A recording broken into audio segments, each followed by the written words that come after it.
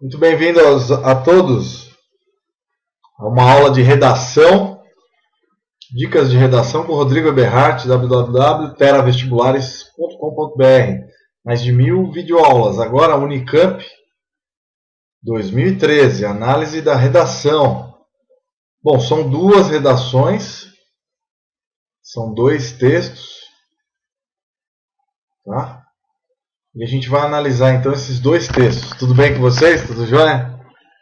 Bom, esses textos têm uma diretriz própria da Unicamp, da banca examinadora. A gente vai ler essas diretrizes e aí vamos fazer a análise. Desde 2011, houve uma modificação na análise da Unicamp. A Unicamp ela pede para o aluno de forma surpresa qual o tipo de texto que ele vai fazer, carta, resumo, texto científico, texto em prosa, etc. Então, a Unicamp está inovando nesse sentido. Vamos dar uma olhada então nas recomendações. Primeiro, a Unicamp ela vai mostrar para vocês essa parte aqui. Vamos lá. Deixa eu diminuir aqui. Ó. A prova da redação da Unicamp sempre teve como objetivo principal avaliar a leitura e a escrita como processos integrados de construção de sentidos. Com a introdução em 2011 de um modelo de prova que solicita ao candidato a elaboração de diferentes tipos de texto, sem prévio aviso de quais seriam, buscamos não apenas salientar a importância da escrita e da leitura para o aluno de nossa universidade, mas também promover nossas possibilidades para a escola e, por extensão, para os candidatos. Investir em práticas mais profícuas, ou seja, mais bem executadas de leitura, produção textuais. A longa tradição de exames vestibulares, voltada de maneira geral à avaliação da dissertação, tem sido responsável pelo engessamento das práticas de produção de texto no ambiente escolar.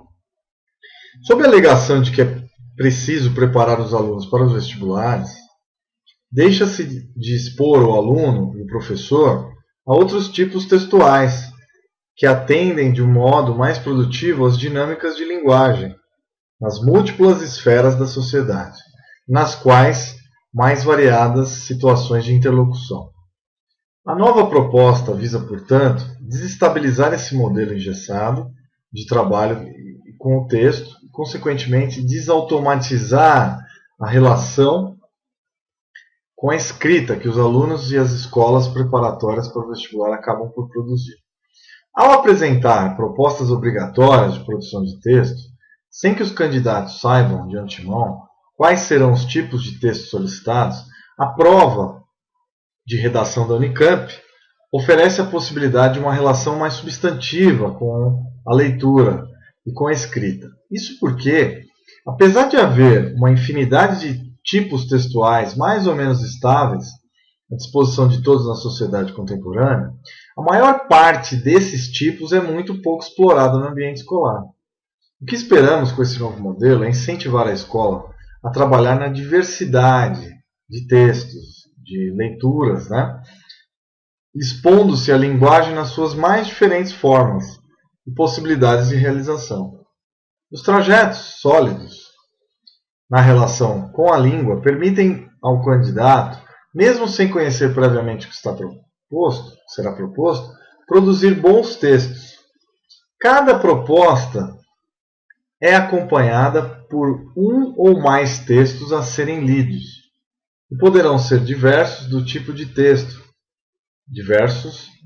texto a ser elaborado, o que exige do candidato uma maior sensibilidade a características e aos efeitos de cada tipo de texto. Além disso, as instruções e o enunciado que antecedem cada uma das propostas possibilitam um trabalho de leitura específico sobre o texto que as acompanha.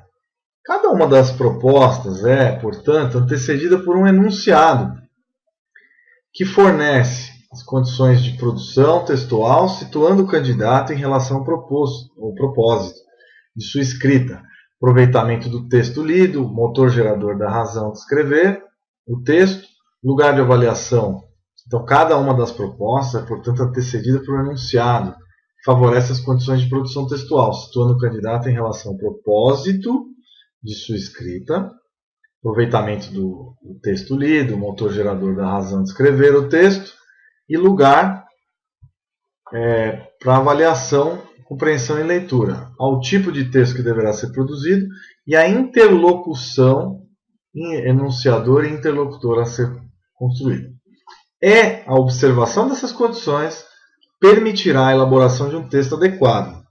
Não se deixam de lado na avaliação da prova a fluidez da leitura e a unidade textual, para as quais contribuem os elementos coesivos e a adequação do conjunto léxico-gramatical ao gênero solicitado. Os elementos acima mencionados, propósito, interlocução, tipo de texto e modalidade de escrita, coesão e adequação léxico-gramatical, fornecem ao candidato as condições para a produção de seu texto e, portanto, definem os elementos balizadores para a correção. Com base nesses parâmetros, foram elaborados os comentários apresentados adiante, tanto sobre textos que receberam nota máxima e abaixo da média que foram anulados. Reiteramos que os textos selecionados a nota acima da média não são perfeitos nem modeladores. Uma prova que é sempre um momento artificial de produção, leitura de texto. Tem no tempo e na ansiedade dois fatores que interferem no trabalho do candidato. Desse modo, a avaliação leva em conta a própria situação da prova. Então está aí a prova de redação, a gente vai ler agora. São dois tipos, né? A redação do texto 1. Bom, no texto 1, vamos lá ao texto 1, né? Texto 1, então, vamos ler o texto 1. Imagina-se como estudante de ensino médio de uma escola que organizará um painel sobre características psicológicas e suas implicações no plano individual e na vida em sociedade. Nesse painel, destinado à comunidade escolar, cada texto reproduzido será antecedido por um resumo. Você ficou responsável por elaborar o resumo, tá? Que apresentará a matéria transcrita abaixo, extraída de uma revista de divulgação científica. Nesse resumo você deverá... Então, manual, né, que você vai ler agora, com as informações para você fazer o texto que está sendo pedido, ok? Bom, apresentar o ponto de vista expresso no texto a respeito da importância do pessimismo em oposição ao otimismo. Então, apresentar o ponto de vista expresso no texto. Aqui está uma palavra-chave, no texto, não é a sua. Perfeito? Veja, você vai relatar o que o texto científico aborda a respeito da importância do pessimismo em oposição ao otimismo, relacionando esse ponto de vista aos argumentos centrais que o sustentam. Atenção! Uma vez que a matéria será reproduzida integralmente, seu texto deve ser construído sem copiar enunciados da matéria. Importante, então, essa atenção que você deve ter. Vamos ao texto. Vamos aos textos que vão ajudar a gente. Texto da Super Interessante, extraído de Maria Horta, O Lado Bom das Coisas Ruins. Super Interessante, São Paulo, número 302, M. Horta, né, 2012. Bom, vamos lá. Para começar, precisamos de pessimistas por perto. Como diz o psicólogo americano Martin Seligman, os visionários, os planejadores, os desenvolvedores, todos eles precisam sonhar com coisas que ainda não existem, explorar fronteiras. Mas, se todas as pessoas forem otimistas, será um desastre, afirma. Qualquer empresa precisa de figuras que joguem a dura realidade sobre os otimistas, tesoureiros, vice-presidentes financeiros, engenheiros de segurança. Esse realismo é coisa pequena se comparado com o pessimismo do filósofo alemão Arthur Schopenhauer, 1788-1860. Para ele, o otimismo é a causa de todo sofrimento existencial. Somos movidos pela vontade, um sentimento que nos leva a agir, assumir riscos e conquistar objetivos. Mas essa vontade é apenas uma parte de um ciclo inescapável de desilusões. Dela vamos ao sucesso, então a frustração e uma nova vontade. Mas qual é o remédio então? Se livrar das vontades e passar o resto da vida na cama sem produzir mais nada? Claro que não. A filosofia do alemão não foi produzida para ser levada ao pé da letra, mas essa visão seca joga a luz no outro lado da moeda do pessimismo, o excesso de otimismo, propagandeado nas últimas décadas por toneladas de livros de autoajuda. O segredo por trás do otimismo exacerbado, do pensamento positivo desvairado, não tem nada de glorioso, ele é uma fonte de ansiedade. É o que concluíram os psicólogos John Lee e Joanne Wood, da Universidade de Waterloo, no Canadá. Um estudo deles mostrou que pacientes com autoestima baixa tendem a piorar ainda mais quando são obrigados a pensar positivamente. Na prática, é como se, ao repetir para si mesmo que você vai conseguir uma promoção no trabalho, por exemplo, isso só servisse para lembrar o quanto você está distante disso. A conclusão dos pesquisadores é que o melhor caminho é entender as razões do seu pessimismo, e aí sim tomar providências. E que o pior é enterrar os pensamentos negativos sob uma camada de otimismo artificial. O filósofo britânico Roger Scruton vai além disso. Para ele, há algo pior do que otimismo puro e simples. É o otimismo inescrupuloso. Aquelas utopias, utopia, projeto de natureza irrealizável, ideia generosa, porém impraticável, quimera, fantasia, que levam populações inteiras a aceitar falácias. O governo normalmente fala isso, né?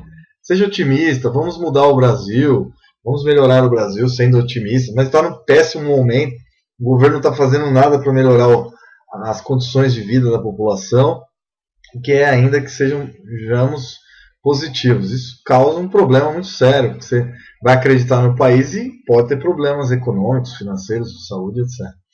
E resistir à razão. O maior exemplo disso foi a ascensão do nazismo, um regime terrível, mas essencialmente otimista. Tanto que deu origem à Segunda Guerra Mundial, com a certeza inabalável da vitória. E qual a resposta de Scruton para esse otimismo inescrupuloso?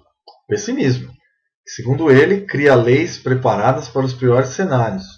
O melhor jeito de evitar o pior, enfim, é antever o pior. Muito legal, falasse então qualquer enunciado, raciocínio falso, entretanto simula a veracidade. Raciocínio verossímil, porém falso, enganoso, trapaça.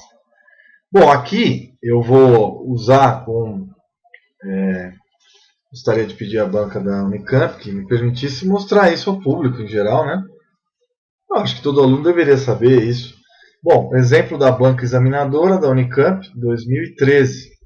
Vai lidar com uma redação acima da média, um exemplo 1, uma pessoa que escreveu, Pessimismo de cada dia. O texto Pessimismo, reproduzido abaixo, que foi publicado na revista Super Interessante, aborda a importância de se ter, tanto na vida particular quanto na coletiva, pessoas pessimistas, uma vez que, segundo a reportagem, essas pessoas impedem que os demais indivíduos se afastem excessivamente da realidade. Bom, pessimismo de cada dia. A gente leu até aqui, né, da realidade. Para sustentar tal ponto de vista, a matéria traz os mais diversos argumentos através de estudos de psicólogos e de filósofos que defendem a mesma ideia. Assim, em menor ou maior grau, esses especialistas apontam para a importância do pessimismo para encarar situações. E mais do que isso, alertam para o excesso de otimismo, no qual vivemos atualmente. No caso da vida privada, o texto faz alusão à filosofia de Arthur Schopenhauer, que afirma que o otimismo seria a causa de todo o sofrimento humano. Enquanto que para os psicólogos John Lee e Joanne Wood, ele é gerador de ansiedade, que agrava muitas vezes o quadro de pacientes com baixa autoestima, por exemplo. Já na vida coletiva, o filósofo Roger Scruton defende o pessimismo, relembrando que a onda de otimismo leva as pessoas a aceitarem e acreditarem em ideias perigosas, irracionais, como o nazifascismo, que convenceu milhares de pessoas, através do discurso da superioridade, do poderio invencível alemão. Dessa forma, o pessimismo é a melhor forma de evitar que barbáries como a Segunda Guerra Mundial e o Holocausto ocorram. Muito interessante o texto escrito por essa pessoa, né? E é aí que vocês copiem, tentem gerar um modelo dessa, né? E tentar melhorar o texto de vocês. Bom, tentem fazer em casa. Agora aqui a análise do próprio da Unicamp, né?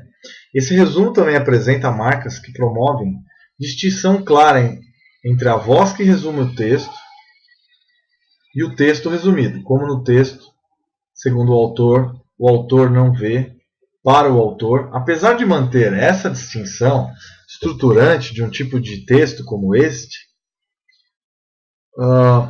o que garante que não produza o efeito de uma dissertação. É preciso que observemos que o modo com que se relaciona com o texto resumido é um pouco mais linear. Outra observação a ser feita é que esse resumo não se indica de maneira mais clara a situação de enunciação do painel. Assim, diferentemente da primeira redação já comentada, esse resumo se configura de um modo menos elaborado. Mesmo sendo menos elaborado, encontramos no projeto de texto todas as exigências do enunciado orientador, de suas instruções. As referências aos filósofos psicólogos são mobilizadas de modo a pautar a posição do texto resumido quanto à importância do pessimismo, revelando ao candidato uma compreensão adequada dos argumentos apresentados à secção do referência de Schopenhauer. Diferentemente do que ocorre no texto resumido, é tomado a pé da letra no resumo elaborado. É importante destacar que a elaboração de um resumo é sempre uma elaboração sofisticada, uma vez que é preciso primeiramente compreender o texto, ser resumido, suas partes, em seu todo, para então reconstruir uma argumentação, portanto, do ponto de vista do texto resumido. Esse exercício não é trivial e exige, como já comentamos, um percurso sólido dos alunos em leitura e escrita dos textos. Desse ponto de vista, atender a todas as exigências da prova, mesmo que de modo menos maduro, já faz o texto elaborado um texto acima da média. Então, muito interessante essa análise dessa pessoa. A gente pode também dar uma observada no que é visto aqui, né? Então, aqui é resumir. Sobre os textos solicitados, o enunciado então solicita que o candidato se coloque uma situação de exercício escolar, né? Para mobilizar então o texto. Então, muito interessante. Muito bacana, então. Aqui também a gente tem, então, no texto ao lado, bom das coisas ruins. O autor apresenta a sua visão a respeito da importância do pessimismo na sociedade, comparando os efeitos do pessimismo ao do otimismo, apoiando-se para isso em pensamentos de filósofos e psicólogos. No texto, então, o autor excesso de otimismo não parece, fonte de ansiedade, não passa de uma fonte de ansiedade, fonte essa que vem sendo amplamente propagada por livros de autoajuda, etc. Né? Em resumo, então, apresenta marcas que provêm de uma distinção clara entre as vozes. Resumo o texto. Então, esse texto aqui foi muito bem feito, né? Para sustentar tal ponto de vista. Então, é isso que a gente vai ver aqui. Então, muito interessante. Aqui fala do texto 2, do segundo exemplo, que eu já li, né? Que é esse aqui. O texto Pessimismo Reproduzido, publicado pela Super Interessante, aborda a importância de se ter tanto na vida particular, na afetiva, tarará. E aqui o texto 2, no texto, o lado bom das coisas, o autor apresenta a sua visão a respeito da importância do pessimismo na sociedade, comparando então. E é isso aí. Bom, você teve uma ideia de como fazer esse texto, análise da banca, e a gente vai ver agora o texto 2, o segundo texto.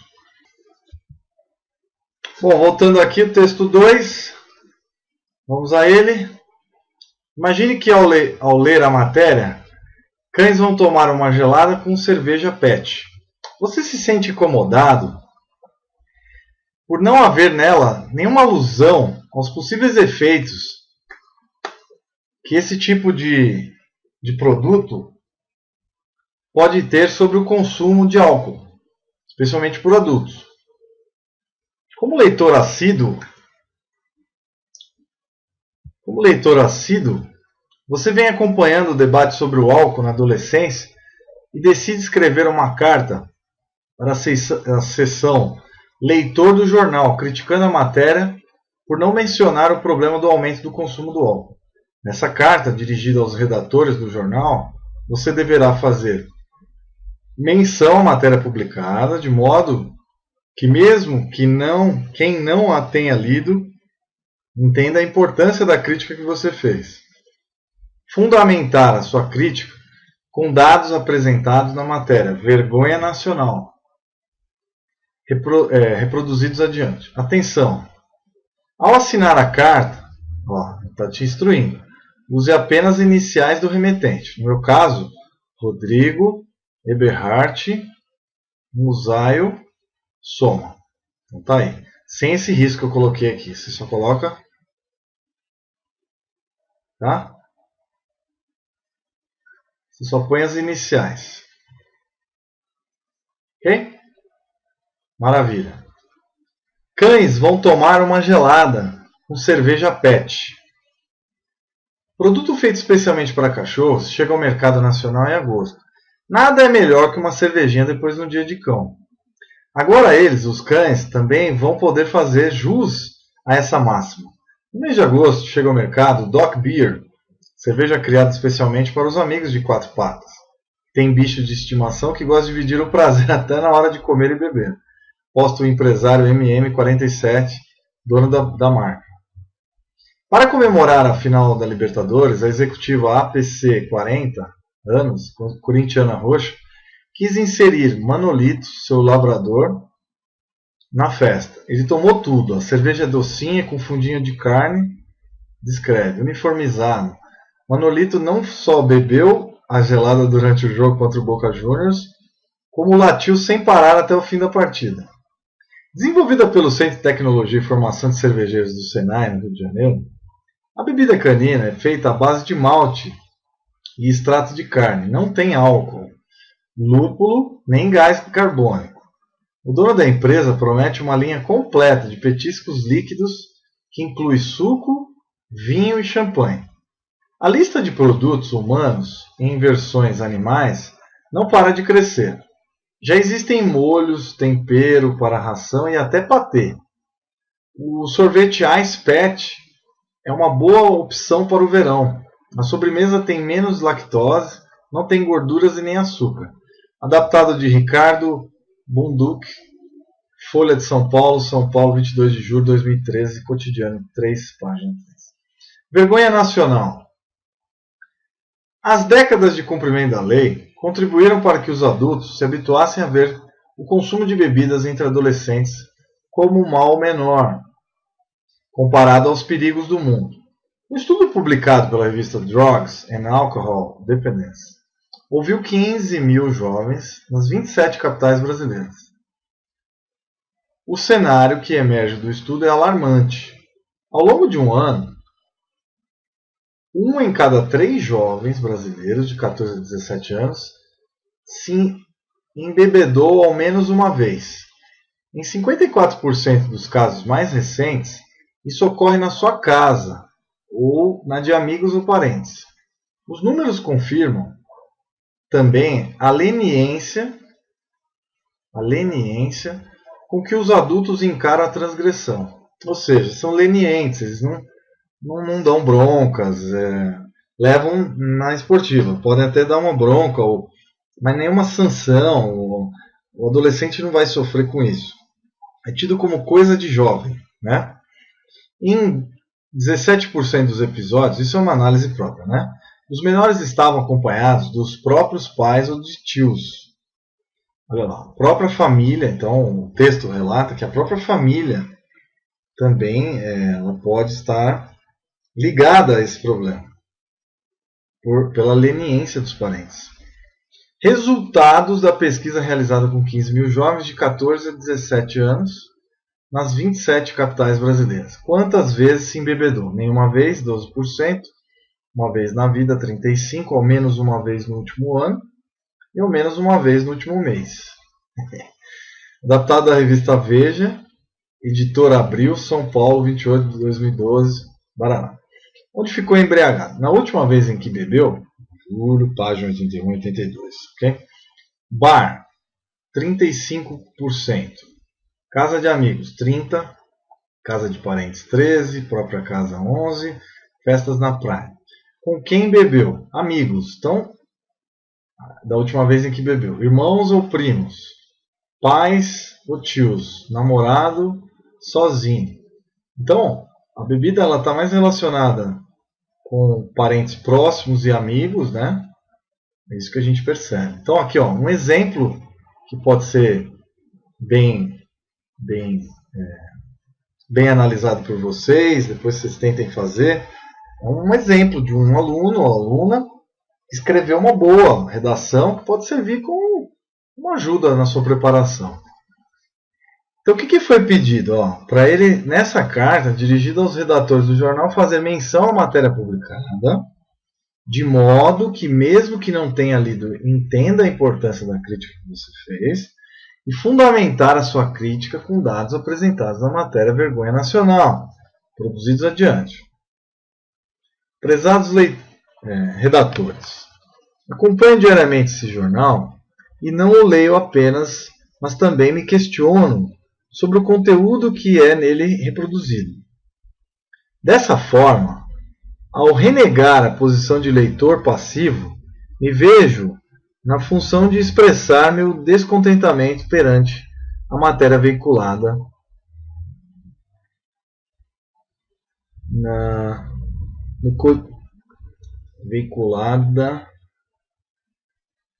no caderno cotidiano do último dia 22 de julho, que tinha por objetivo informar sobre uma nova linha de cerveja para cães. Abarcada pela explosão de produtos e consumo humano que ganharam versões para animais domésticos, a reportagem exalta a bebida para cães como se ela levasse a outro nível o companheirismo do animal, que agora acompanha o dono até na cervejinha de cada dia. Inclusive o texto ilustra esta ideia por meio de caso de um cachorro que foi inserido pelos donos com a sua cerveja especial na festa de comemoração para um time de futebol. Me incomoda, assim, que não surja na matéria nenhum questionamento sobre as consequências mais sérias dessa banalização do consumo de álcool em nossa sociedade. Mesmo que a bebida dos cães não possua teor etílico, a referência é clara, principalmente entre aqueles que possuem menos maturidade para avaliar suas atitudes, os adolescentes. Dados de um estudo publicado no periódico Drugs and Alcohol Dependence mostraram que 88% dos jovens brasileiros, 14 a 17 anos entrevistados na pesquisa, já se embebedaram ao menos uma vez na vida, sendo um terço deles num período recente de 1 ano. A pesquisa também revela que muitas vezes o contato com a bebida se associa ao ambiente familiar, já que quase 25% daqueles que afirmaram ter se embebedado estavam em casa própria ou de parentes quando o fizeram pela última vez. Além disso, 17% foram acompanhados por pais ou tios, que denunciam a naturalidade com que a tal atitude é encarada por seus responsáveis. Então, se agora até o cão está apto a compartilhar da bebida, como fazer com que os jovens não se sintam ainda mais estimulados a abusar do consumo de álcool? Não pretendo me colocar por meio dessa como moralista ou defensor do que alguns chamariam de bons costumes, mas me indigna o fato de que este jornal não tenha proposto um debate relevante sobre o assunto e simplesmente transcreva um fato que contribui na institucionalização velada do abuso de álcool por parte dos jovens. ODM, então as siglas dele, né? Então tá aí o texto da Folha e o texto da Veja. E aí, por consequência, meus queridos e minhas queridas, a nossa análise então é a seguinte. No texto 2, né, determinou então a elaboração de uma carta para o leitor, por sessão de leitor do jornal. Deveria criticar o fato da matéria dos cães, que informa sobre a situação de uma cerveja especial para cães, não comentar os efeitos nocivos do consumo crescente do produto, especialmente em adolescentes. A proposta informava que o leitor vinha acompanhando uma série de reportagens desses meios, né? Para então sustentar a incômoda parte que levou o anunciado a redigir a carta. Foram fornecidos então dados retirados da matéria, gênero, carta do leitor, o candidato deveria observar as regras típicas do gênero, local e data, uso do vocativo, redatores do jornal, exposição da finalidade da carta e saudação. Ao lado desses traços, destaca-se a obrigatoriedade de usar apenas os sinais como assinatura, né? Apenas as insígnias do nome.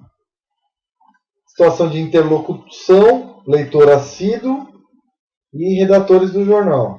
É importante ressaltar que, embora os destinatários sejam os redatores do jornal, as marcas de interlocução no texto devem fazer referência ao próprio veículo. Uma vez definidos o gênero, situação de interlocução, o candidato deveria, quanto ao propósito, fazer menção à matéria, de forma que, mesmo que não tenha lido, pudesse entender o conteúdo da carta, fundamentar sua argumentação com dados concretos, extraídos de uma tabela fornecida pela revista Veja. Que é essa tabela aqui em cima. Então tá aí. Aí a nossa análise, espero que vocês tenham gostado. Né?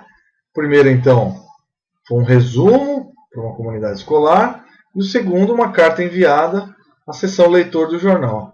Tá aí, levando em consideração a matéria publicada, né? Assinar a carta com as iniciais, fundamentar então a crítica com matéria do Vergonha Nacional, do texto. Fazer menção publicada e não ter entendido então, não que a tenha lido e entenda a importância da crítica que você faz. Então, de um modo que qualquer pessoa pudesse ler, né? Então tá aí a análise. A gente se encerra essa aula então. Um grande abraço a todos. E treinem. Façam por gentileza esse texto. Tentem fazer em casa, seu caderno. Tentem comparar agora. Entrem no site da Unicamp, do vestibular da Unicamp. Vejam lá as recomendações. E leiam e comparem. Então tá uma boa medida para vocês. Grande abraço. Tchau, tchau. Até a próxima aula. Até a nova análise 2014. Vamos lá, essa é prova 2013 da Unicamp. Redação. Grande abraço a todos. Leiam bastante jornais e revistas.